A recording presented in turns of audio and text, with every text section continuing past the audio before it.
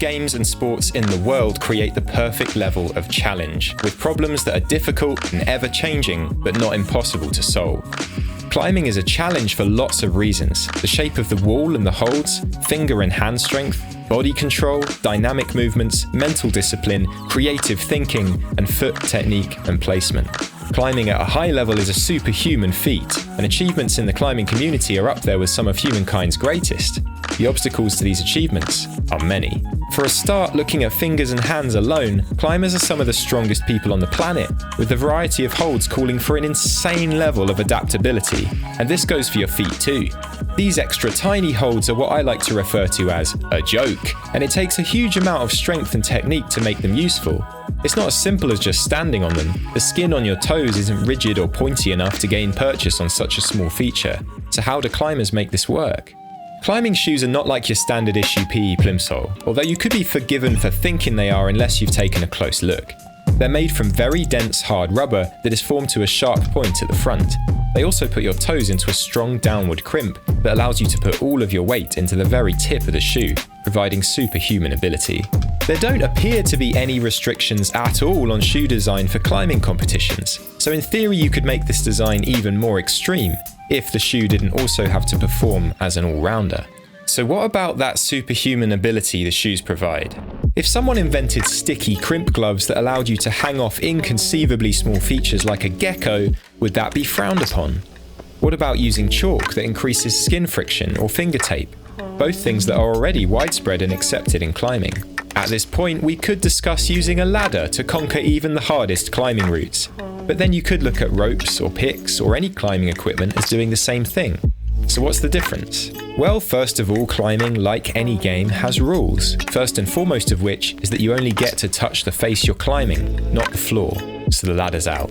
But there's another much deeper reason that modern climbing features certain aids, bringing more interesting routes into the realm of possibility. Sure, people could just climb only stuff they can naturally climb, but then there's this, and this, and this. These challenges are very tempting. So is the shoes thing weird? You're giving yourself help and superhuman ability, but just a bit? Where's the line?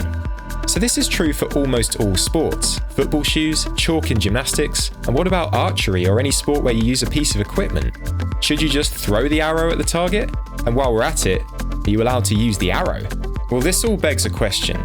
Why do we set ourselves challenges? Sure, you made it up the cliff face with this pair of climbing shoes, but maybe you could have done it with this, slightly worse pair of shoes. So anything other than climbing totally nude is to set your own level of assistance. So is there any fundamental achievement to be had in all of this? Well, what do you mean by fundamental?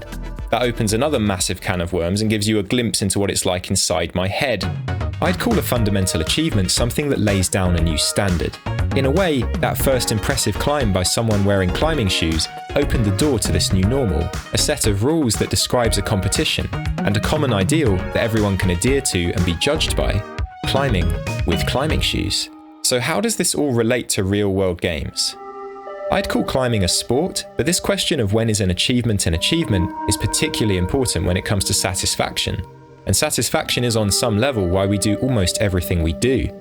So if you want to create a game or a sport that provides satisfaction to its players, you need to have a very clear idea of the laws that govern that game. You could define a game as an action that's not easy.